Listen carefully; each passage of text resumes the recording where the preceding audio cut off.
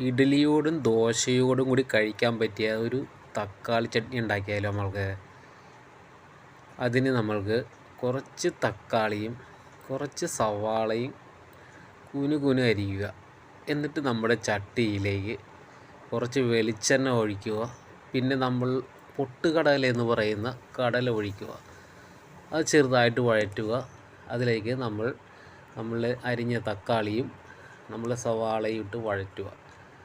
നന്നായി വഴറ്റി ഒരു പാകമായി കഴിയുമ്പോൾ അതിലേക്ക് കുറച്ച് മുളക് പൊടി, കുറച്ച് മഞ്ഞൾപ്പൊടി ഇവ ഇട്ടതിന് ശേഷം നന്നായി വഴറ്റി നമ്മളുടെ ചെറിയ മിക്സിയിലിട്ട് നല്ലപോലെ ഒന്ന് അരച്ച് കുറച്ച് വെള്ളവും കൂടി ചേർത്ത് ഒന്ന് അരച്ചെടുക്കുക.